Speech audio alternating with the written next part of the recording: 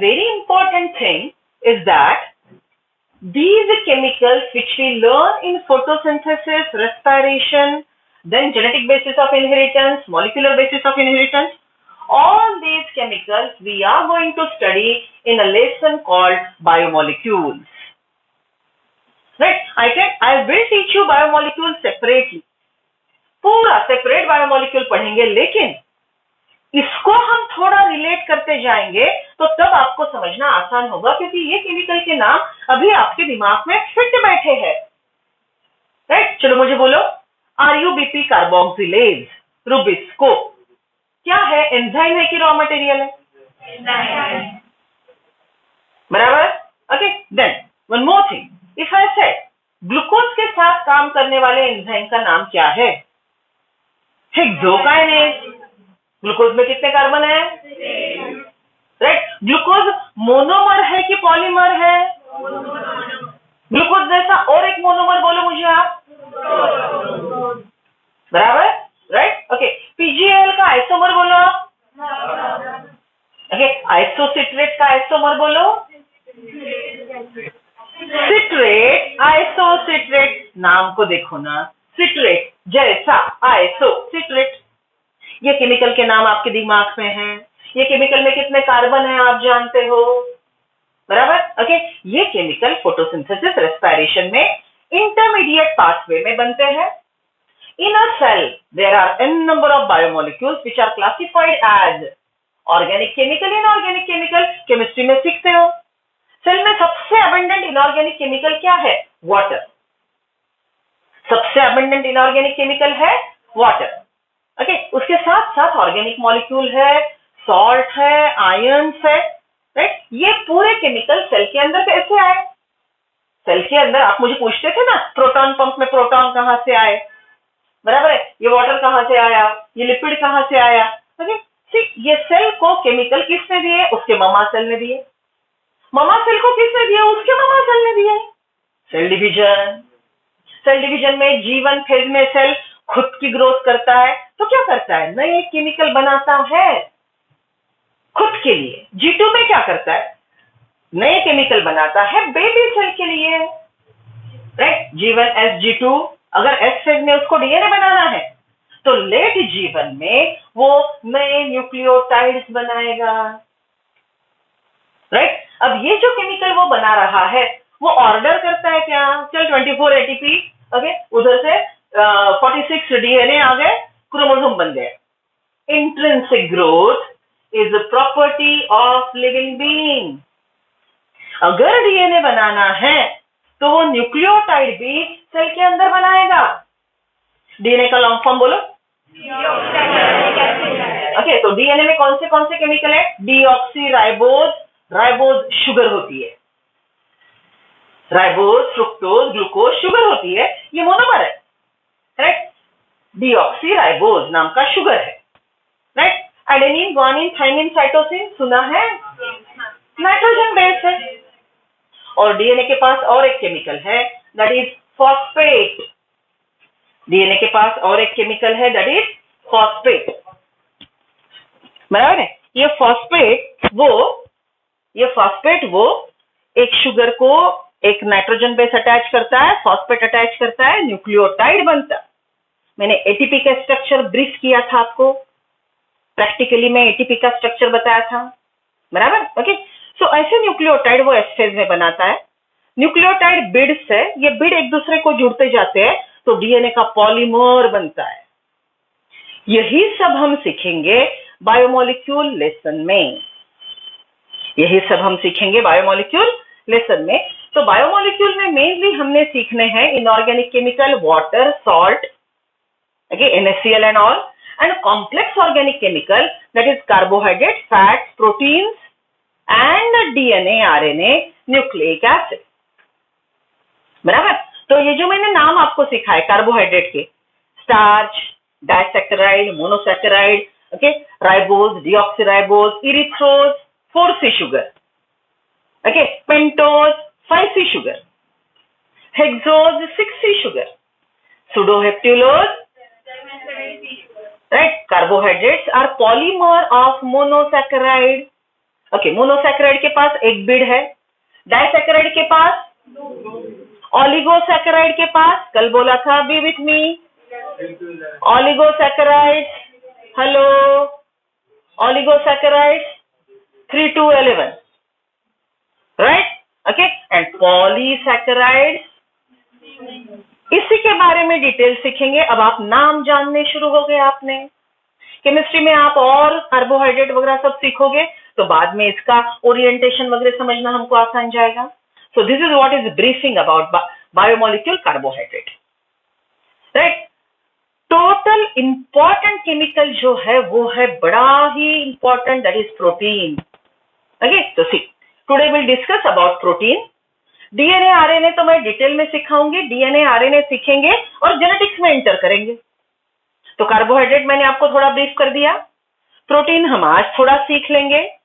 Protein के enzymatic activity photosynthesis respiration से relate करेंगे, बराबर। तो आज हम बायोमोलिक्यूल शुरू कर रहे हैं, ओके, बाय डिक्लेरेशन ऑलरेडी कर चुके हैं, लेकिन आज कुछ पॉइंट्स लिख लेंगे, समझ रहे हो, ताकि आपके दिमाग में ये ना रहे कि मैडम ने 12 शुरू किया, क्योंकि मैं ये चैप्टर के बाद प्लांटी रिप्रोडक्शन वो साइमल्टेनियसली चलता है, तो ऐसे आपके दिमाग में रहेगा कि अरे बायोमोलिक्यूल छोड़ दिया, आधा अधूरा, ना, ये हम सीख रहे हैं, रिमेंबर, रादर ऐसा सीख रहे हैं जो आपको समझ के बाद में याद करने में आसानी होगी, right. So come to one very important biomolecule, protein. Okay, haemoglobin क्या है? प्रोटीन है। इंसुलिन क्या है? आपके एंटीबॉडीज, आप वायरस को फाइट आउट करने के लिए एंटीबॉडीज बनाते हो ना, तो ये एंटीबॉडीज क्या है? प्रोटीन। कोई मुझे नाम बताएगा एंटीबॉडीज के? आईजीजी, आईजीएम, कुछ सुना है जूलॉजी में? These are defensive proteins which are present in your body. Okay, हाँ, हेयर में कौन सा प्रोटीन होता है? यस, नेल में। ओके, आपके डाइजेस्टिव जूसेस के जितने नाम आपने सीखे, बोलो डाइजेस्टिव जूसेस, डाइजेस्टिव एंजाइम्स के नाम बोलो। अमाइलेज, लाइपेज, पेप्टाइड तोड़ने वाला, पेप्टाइडेज, पेप्सिन, ट्रिप्सिन, रेनिन, ये सब क्या है? प्रोटीन्स। चुप बस रहे राजा, हाँ, okay, this is all about proteins, समझ रहे हो, राइट। तो ये पूरे के पूरे प्रोटीन, पूरे एग्जाम्पल हमको बायोमोलिक्यूल में याद रखने हैं, गेट, ओके। ग्लाइकोलिसिस में, फोटोसिंथेसिस में, रेस्पिरेशन में जितने एंजाइम सीखे, ये सब क्या है? प्रोटीन्स। तो प्रोटीन के नाम याद करो, सब एंजाइम। ओके, एंजाइम के नाम कैसे एंड होते हैं बोला मैंने? ए, सी। ओके, फिर मैंने आपको क्या बोला? डीएनए बनाने वाला एंजाइम, डीएनए का पॉलीमर बनाने वाला एंजाइम, डीएनए पॉलीमरेज। आरएनए का पॉलीमर बनाने वाला एंजाइम, एटीपी बनाने वाला एंजाइम, एटीपी सिंथेज। बोलो क्या अक्ल लग रही है? ये आप कौन से केमिकल के नाम ध्यान में रख रहे हो? प्रोटीन्स के। Got it, right, okay. चलो एवरीवन, बस एक point, now we are discussing respiration in reference to biomolecule. ठीक है, चलो बायोमोलिक्यूल हमने बोले ऑर्गेनिक, इनऑर्गेनिक, ऑर्गेनिक के प्रकार water, mineral, salt. Okay, inorganic के प्रकार, ऑर्गेनिक के प्रकार कार्बोहाइड्रेट, फैट्स मतलब lipids, right, then proteins and nucleic acid, DNA, RNA. Okay, ये अलग लेसन नहीं है कि, लेकिन रेस्पिरेशन को आपको समझने में आसानी होगी। ओके, चलो, व्हाट यू ऑलरेडी नो, ये कुछ मैं आज नहीं बता रही हूँ आपको, you already know that proteins are chains of amine. Proteins are of two types, structural and functional. Central doma सिखाया था मैंने आपको, हर एक बच्चे को सेंट्रल डोमा पता होना चाहिए क्लासरूम में। What is central doma of life? DNA is a big boss, master molecule, बराबर। डीएनए अपनी इंफॉर्मेशन किसको देता है? डीएनए का मैसेज लिख के लेने वाला कौन है? एमआरएनए, बराबर। एमआरएनए राइबोसोम के साथ काम करता है, टीआरएनए आरआरएनए से हेल्प लेता है और प्रोटीन बनाता है तो क्या बनाता है? अमाइनो एसिड की चेन बनाता है, राइट? ओके, कितने प्रकार के अमाइनो एसिड सीखे हमने? अमाइनो एसिड सीखने के लिए एक बकवास का स्लोगन सीखा हमने, व्हाट इज दैट? चलो start. Serena William sis play triple tennis hit lis liv glu glide glu mar I pa M double A I P double A. चलो फिर से एक बार। Serena William sis play triple tennis hit lis liv glu glide glu mar I पा। ये 20 types के amino acid है। अब थोड़ा सा ब्रीफिंग कर दूं। सेरेना इज सेरीन, लिखो नहीं लिखो नहीं लिखो नहीं, ये सब है, सिखाने वाली हूं, hold on. William is valine, मां बोला ना मैंने, M double A P double A, right? M is methionine, one of the very essential, right? P proline, प्रोलीनचे टी शर्ट मिळतात, कुठंतरी रिलेट करा, राइट? ओके, ट्रिप्टोफैन, टायरोसिन, ऐसे केमिकल के नाम है। तो मैंने 3 टी बोले, सेरेना विलियम सिस play triple tennis 3 T, tryptophan, tyrosine, threonine. अभी कोई जल्दी नहीं है, पहले ये स्लोगन लर्न करो, धीरे धीरे केमिकल के नाम बना जाओगे, इसलिए अभी शुरू कर रहे हैं हम लोग, ठीक है? आज आपको थोड़ा समझेगा, थोड़ा बचेगा, ठीक है, लेकिन आपको कॉन्सेप्ट्स और एक्टिविटी समझ में आएगी, ठीक है? चलो, कितने अमाइनो एसिड है? नाम थोड़े से ध्यान में आ रहे हैं। Methionine, right? Then serine, valine, okay, glutamic acid, glutamine, ठीक है ना? राइट? ऐसे धीरे धीरे नाम याद रहेंगे। चलो, अब हमने बोला था अमाइनो एसिड की माला बनेगी, राइट? अमाइनो एसिड के माला को क्या बोलते हैं? It is polypeptide, right? Now tell me, these 2 amino acids are connected to each other by the bond and the bond is called, so ये ऐसा स्ट्रक्चर है जिसमें many peptides है, so it is called polypeptide, right? polypeptide के एक single chain को हमने क्या बोला? It is primary structure, linear molecule, it's primary structure। अब ये दोनों पॉलीपेप्टाइड को ध्यान से देखो, ओके? इसके पास एक ही प्रकार के अमाइनो एसिड है। जस्ट इमेजिन, सर्कल मतलब मेथियोनिन, ये अलग अलग शेप मैंने क्यों निकाले?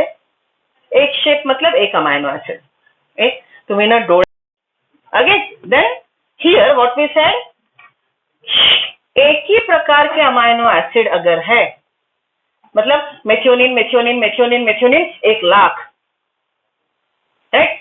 ऐसे को हम एक पॉलीपेप्टाइड बोलेंगे, और यहाँ पे अलग अलग है। तो चलो मुझे बोलो, ये पॉलीपेप्टाइड ए है समझो, और ये पॉलीपेप्टाइड बी है, तो किसको बोलेंगे? Homopolymer.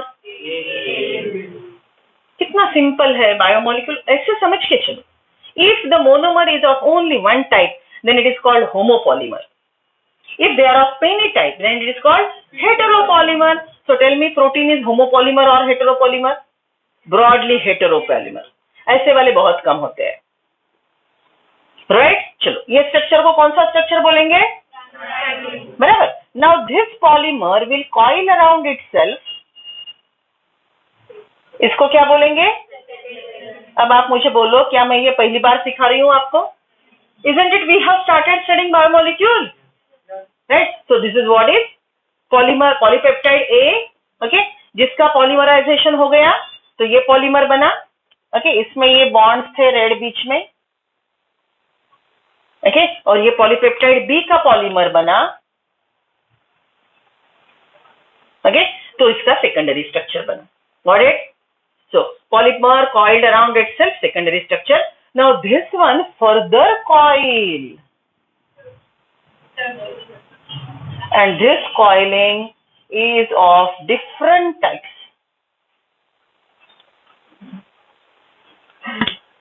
3-dimensional, XY Z axis पे काम करेगा, ठीक है? तो ऐसे स्ट्रक्चर को हम क्या बोलेंगे?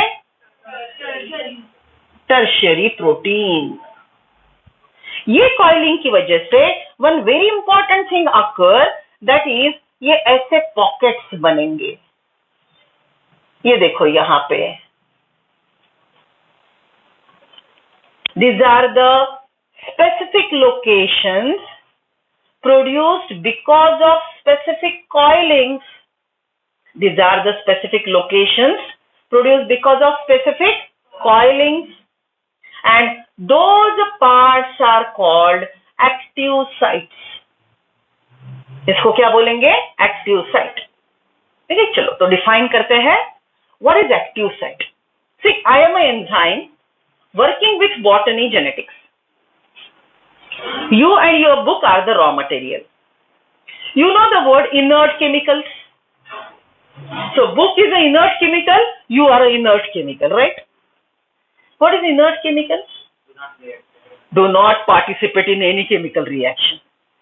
आप और आपका बुक 24 घंटे साथ में रहते हैं, लेकिन बिल्कुल इंटरेक्शन नहीं चलता, इनर्ट केमिकल है, राइट? एंजाइम के प्रेजेंस में ये दोनों एक्टिव होते हैं और केमिकल रिएक्शन शुरू होता है, right? So I M enzyme who induce activate you. पढ़ो पढ़ो पढ़ो, राइट? बोलो, आंखें बंद करो, रिवाइज करो, इकट्ठा कटो, फलाना फलाना सब, राइट? तो आप एक्टिवेट हो, ओके? आपने आपके एंजाइम के साथ आप एंजाइम के प्रेजेंस में रॉ मटेरियल के साथ काम करना शुरू कर देते हो, राइट? ओके, देखो मैं एंजाइम हूं, स्पेसिफिक बॉटनी जेनेटिक्स के लिए काम करेंगे, मैं मैथ्स के साथ काम नहीं कर सकती हूँ। I am not a enzyme design for maths, so enzyme are specific to raw material. Bio and related chemical के साथ मैं काम करूंगी, got it, right? So enzyme एक पर्टिकुलर केमिकल और उसके जैसे दिखने वाले केमिकल के साथ काम करेगा, समझ रहे हो ना? It's not only one, bio से रिलेटेड जो है उसके साथ मैं काम कर सकती हूँ, but I am specific, got it? Okay, one more thing, ये पूरा जो स्ट्रक्चर है इसमें मेनली दो एक्टिव साइट है। वन इज माई माउथ, बड़ बड़ बड़ बड़ करते रहता है, राइट? दूसरा मेरा हाथ जो लिखने के या मारने के काम आता है, बराबर? So I am having two active sites, right? Okay, ये एक्टिव साइट कैसे बनी? इसकी फोल्डिंग की वजह से कुछ अमीनो एसिड इकट्ठा आ गए और वो रॉ मटेरियल को पहचानते हैं। मेरा माउथ और मेरे आईज रॉ मटेरियल को पढ़ पढ़ के आपको डाइजेस्टेड फॉर्म में कन्वर्ट करके देते हैं, राइट? मेरे माउथ के एक्टिविटी को प्रमोट करने वाला ये मेरा माइक है, स्पीकर है, it is coenzyme, getting me? So what is coenzyme? Coenzyme is a part of a enzyme, detachable, मी हे काढून टाकू शकते, right? So it is detachable, but it enhances my expression. So in presence of cofactor, coenzyme, enzymes work nicely. Okay, कौन से coenzyme के नाम सीखे हमने? NAD, coenzyme Q, very good. Coenzyme Q, acetyl coenzyme A, UQ, ubiquinol, NAD, FAD, FMN, nicotinamide adenine dinucleotide phosphate, NADP, nicotinamide adenine dinucleotide phosphate, right? So NAD, FAD, FMN, these are all coenzymes. समझ रहे हो? So who I am? Enzyme. I am made up of protein generally. There are some enzymes which can be non-protein, and they can be ribosomes. They can be ribosomes. समझ रहे हो? Right? Okay? So अब देखो, hexokinase की बात करते हैं, phosphofructokinase की बात करते हैं। ये एक प्रोटीन का मॉलिक्यूल है। ये जो मैंने कॉम्प्लिकेटेड स्ट्रक्चर ड्रॉ किया, इसको सिंपल मैं ऐसा ड्रॉ कर सकती हूं। ये एक एंजाइम का मॉलिक्यूल है जिसके पास दो एक्टिव साइट है। ये एंजाइम हेक्सोकाइनेज है, इसके पास दो एक्टिव साइट है। ये यहाँ पे एटीपी को पहचानता है और ये लोकेशन पे ये ग्लूकोज को पहचानता है। ये खुद पूरा का पूरा प्रोटीन का मॉलिक्यूल है। Are you getting? Active sites, These are active sites. Active sites are the pockets. Active sites are the which are produced because of coiling. Okay, where specific amino acids are aggregated. They can recognize particular substrate raw material. समझ रहे हो अच्छे से? आगे अब देखो, glucose stable chemical है, chemical reaction में क्यों पार्टिसिपेट करेगा? एटीपी एनर्जी रिच है, बेकार में खर्चा क्यों होगा? लेकिन जब हेक्सोकाइनेज ग्लूकोज और एटीपी को पहचानता है, दोनों को पकड़ के इकट्ठा लाता है, मैंने आपको और आपको बुक को पकड़ के इकट्ठा लाया, पढ़ो, बोलो, लिखो, एक्टिवेशन एनर्जी। एंजाइम के प्रेजेंस में हीट ऑफ एक्टिवेशन रिड्यूस होता है, केमिस्ट्री रिकलेक्ट करो। What is chemical reaction? Different chemicals collide accidentally, they exchange ion, they exchange charges, they exchange group, right? H2 NaCl plus H2SO4 वगैरह तुम्ही ते group exchange करत नाही का? SO4 उधर जाता है, Cl इधर आता है. What is all that happening?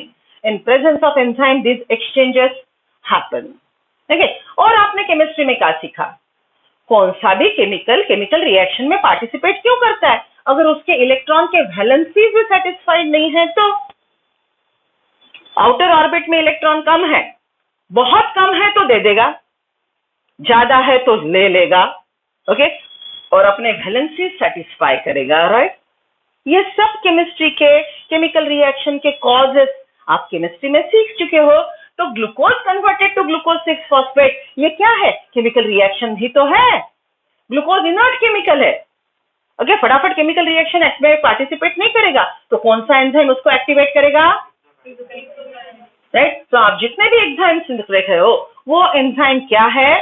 Polypeptide specifically coil हुई है, बराबर, राइट? ओके, फिर मैंने आपको एक एग्जांपल दिया था, जस्ट इमेजिन मेरे पास 1,00,000 स्टूडेंट्स है, राइट? हाँ, कम बैक, हाँ, 1,00,000 स्टूडेंट का मैंने पॉलीमर बनाया, बराबर। अब देखो, रोल नंबर 1 2 3 4 लाइन से खड़ा किया, राइट? ओके, और एक फोटो निकाला तो एक पॉलीमर बना। फिर मैंने नंबरिंग अल्टर किए, रोज रिशफल किए, रोज, ओके, तो मुझे जो जो पॉलीमर मिलेंगे वो एक जैसे मिलेंगे कि अलग अलग मिलेंगे? सो मेरा रोज का फोटो अलग है, उसके परमिटेशन कॉम्बिनेशन कितने हैं? लाखों, करोड़ों। इसी प्रकार से अमाइनो एसिड का सीक्वेंस बदलता है, प्रोटीन का प्रकार, पॉलीपेप्टाइड का प्रकार बदलता है। Got it? ओके, अब ये पॉलीपेप्टाइड का प्रकार बदलेगा क्योंकि सीक्वेंस बदला। One more thing, coiling clockwise किया कि एंटी क्लॉकवाइज किया? ओके, कॉइलिंग करते वक्त ये पॉकेट्स में, ये लोकेशन पे कौन से अमाइनो एसिड आए? यहाँ पे जस्ट इमेजिन कि ये जो अमाइनो एसिड है, जस्ट इमेजिन ये 1000वां है, ये 2000वां है, ये 1,50,000 वॉट का है। मैंने ऐसे कॉइल किया कि ये 3 अमाइनो एसिड एक जगह आए। मैंने अगर कॉइलिंग बदल दिया तो अलग अमाइनो एसिड एक जगह आएंगे, राइट? ये एक्सप्लेन करने के लिए मैंने आपको सिंपल सा एग्जांपल दिया था। बेटा मैं सब वही सिखा रही हूँ जो ऑलरेडी बड़बड़ कर चुकी हूँ, but we are aggregating the information, okay, एक जगह ला रहे हैं। मेरे 1,00,000 बच्चे, मैंने पूरा एक पॉलीपेप्टाइड बनाया, उसको कॉइल किया। कैसे कॉइल किया पता है? कि रोल नंबर 10, 1000, 10,000, 50,000 और 1,00,000 वाले स्टूडेंट के पेरेंट्स का आज पेरेंट मीट है। ये 5 ही स्टूडेंट के पेरेंट्स मुझे मिलने आएंगे, तो मैंने वो पूरे पॉलीपेप्टाइड को ऐसे कॉइल किया कि वो स्पेसिफिक स्टूडेंट्स दरवाजे के पास खड़े हो गए। बाकी पूरा पॉलीपेप्टाइड कॉलोनी भर फैला है, दरवाजे पे कौन खड़े हैं? वो specific students, okay. Just imagine 10, okay, 10, 100, 1000 ऐसे वाले वो सिलेक्टेड 5 स्टूडेंट है। अब वो 5 स्टूडेंट अपने पेरेंट्स को पहचानेंगे, उनको ही क्लास के अंदर आने देंगे। Isn't it my classroom become selectively permeable because of the protein, right? Protein का कॉइलिंग, प्रोटीन का सीक्वेंस किसने डिटरमाइन किया? डीएनए ने डिटरमाइन किया। So DNA is the big boss, जिसने मैसेज दिया आरएनए को, आरएनए ने बनाया अमाइनो एसिड का चेन, अमाइनो एसिड का हुआ कॉइलिंग, वो प्रोटीन जाके प्लाज्मा मेम्ब्रेन को जुड़ गया और प्लाज्मा मेम्ब्रेन डिसाइड करेगा कौन से केमिकल अंदर आएंगे, कौन से केमिकल बाहर जाएंगे। तो सेल की परमिएबिलिटी अल्टीमेटली कौन रेगुलेट कर रहा है? डीएनए। समझ रहे हो? So DNA is the master molecule. ये हमने चैप्टर सेल में सीखा, राइट? आज 5 लोगों की पेरेंट मीट हो गई, मैंने फिर से पॉलीमर को सीधा कर दिया, ओके? चाहे तो तोड़ भी दिया, चलो जाओ घर पे, अमाइनो एसिड को तोड़ दिया। दूसरे दिन मुझे और दूसरे 10 लोगों की पीटीएम लेनी थी, तो मैंने फिर से मुझे चाहिए वो स्ट्रक्चर बनाया, कॉइलिंग किया, वो 10 बच्चे फिर से दरवाजे पे आके खड़े रह गए, वो पेरेंट्स अंदर आए। Isn't it the cell destruct the protein, construct the protein, destruct the protein, the way DNA wish, right? So हमने क्या बोला था? सेल डिवीजन के G1 में नए प्रोटीन बनते हैं, एस फेज में डीएनए बनते हैं, G2 में दूसरे प्रोटीन बनते हैं, G0 में बनते कि नहीं? क्यों नहीं बनते? जिंदा है ना सेल, मर गया क्या? बनते हैं, कम बनते हैं, क्योंकि शांत है सेल, नॉर्मल लाइफ जी रहा है। ओके, डिव्हिजन के उटेरेटे करायची त्याला गरज नाही, कळतंय? Right? So every living cell perform metabolism, amino acid बनाएगा, अमाइनो एसिड की चेन बनाएगा, प्रोटीन बनाएगा, डीएनए से आरएनए बनाना, आरएनए से प्रोटीन बनाना is a ongoing process. It occurs in all living cell. Which are the living cell? G1, G2, G0, all the cells are living. Dead cell में ये कुछ न होगा। Can you relate the things? समझ रहे हो? Right? So अब और एक बात, ये जो मैंने कॉइलिंग किया था अमाइनो एसिड के चेन का, कुछ बच्चे दरवाजे पे खड़े थे, समझ लो सबके सब ढापणे, 5-5 नंबरचे चष्मे होते, 5 फुटावरचं दिसत नव्हतं, राइट? ओके, देखो मैंने कॉइलिंग व्हीलिंग पूरा प्रोटीन का स्ट्रक्चर बना लिया मैंने, लेकिन ये 5 बच्चे खुद के स्पेक्ट घर पे भूल आए। अपने पेरेंट्स को पहचानेंगे? दिखता ही नहीं ना पाछा। So what is aspect? ये पूरा स्ट्रक्चर वेस्ट है, अगर वो कोएंजाइम काम नहीं कर रहा है। So what is aspect? Aspect is a coenzyme which is present at active site to make the enzyme active. वो नहीं है तो एंजाइम की एफिशिएंसी ड्रॉप हो जाएगी, गलतियां करेगा। समझ रहे हो? Why the proteins are structurally and functionally important?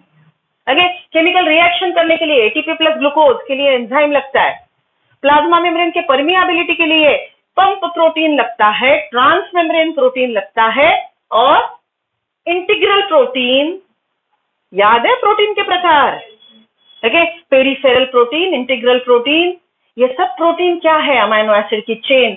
और जो प्रोटीन प्लाज्मा मेम्ब्रेन की सिलेक्टिव परमिएबिलिटी करेगा, वो पूरा टनल बनाता है जो केमिकल को पहचान के अंदर आने देता है, जैसे वो बच्चे पेरेंट्स को पहचान के अंदर आने देते थे।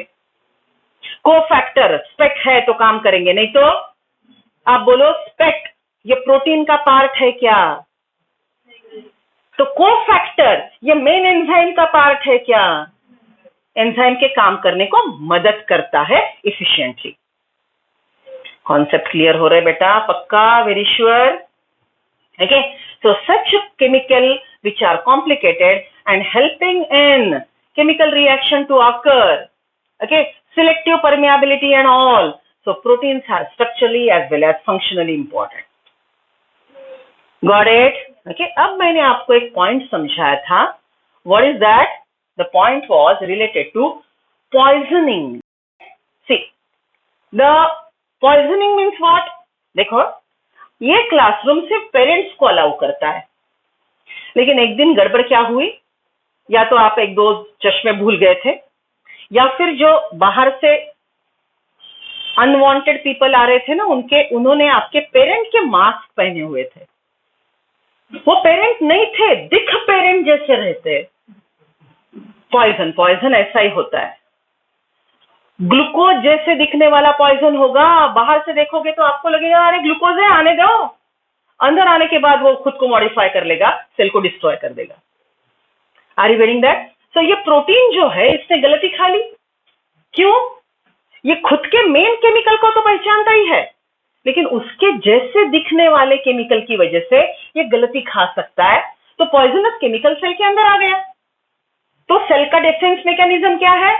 लाइसोसोम पेट्रोलिंग करते घूमती है, कौन आया फॉरेनर, कौन आया, कौन काम का नहीं है, डिस्ट्रॉय, दैट्स इट। पूछते नहीं है, गोळ्या घालून मारून टाकायचं, प्रश्न मिटला, सेल जगला पाहिजे। Okay, so defence mechanism 1, selective permeability because of activity of the protein. Okay, ये जो प्रोटीन है, जो मैंने स्ट्रक्चर ड्रॉ किए, ये ऐसे ओपन होने वाले भी होते हैं। मतलब ये एक्टिव साइट प्रोटीन को खोलेगी, केमिकल अंदर आएगा, पहचानेगी, इधर से अंदर छोड़ देगी। Protein can move laterally, got it? तो प्रोटीन का फंक्शनिंग बहुत बेहतरीन है। आप ड्रग्स में जाओ, फार्मेक में जाओ, ओके, कौन से भी आप केमिस्ट्री सीखोगे, right? So there are an number of chemicals जो आपके बॉडी में जाके, मतलब कई बार ऐसा होगा, ओके, जस्ट इमेजिन आप फार्मेसी में गए, एक केमिकल है जो सेल के अंदर गए तो कैंसर डिटोरिएट हो सकता है, कैंसर पूरा खत्म हो सकता है, लेकिन सेल का प्लाज्मा मेम्ब्रेन वो केमिकल को अंदर आने ही नहीं देता। तो एज अ फार्मेक, ओके, इसको बोलते हैं माइक्रो मेडिसिन एंड ऑल। तो क्या करते पता है? ये केमिकल को ऐसे केमिकल से कोट करते हैं कि अंदर वो छुपा बैठा है, बाहर से वो दिखाई अलग देगा, वो आपके सेल के अंदर जाने के बाद सेल के अंदर का एंजाइम बाहर के केमिकल को डिस्ट्रॉय करेगा, फिर वो केमिकल अंदर काम करेगा। Are you getting the thing? It's two way. मतलब पैथोजन की एंट्री रोकने के लिए भी प्लाज्मा मेम्ब्रेन का सिलेक्टिव परमिएबिलिटी होना काम है, और कई बार एज अ मेडिसिन आपने ऐसा डेवलप किया है, नोबेल प्राइज विन करोगे, जो आप सेल के अंदर डाल के कैंसरस सेल को पहचान के उसको डिस्ट्रॉय करोगे। So both ways it is useful to study all this biochemistry. Understood? Getting me? Okay, so this is all related to biomolecule. तो चलो एक बार थोड़ा बायोमोलिक्यूल लेसन देख ही लेते हैं। टेक आउट, जरा डोळे भरून बघून घ्या ना। एक दोनच मिनट, आई नो टाइम हो गया है, 2 मिनट्स। बायोमोलिक्यूल पेज नंबर बोलो। 142।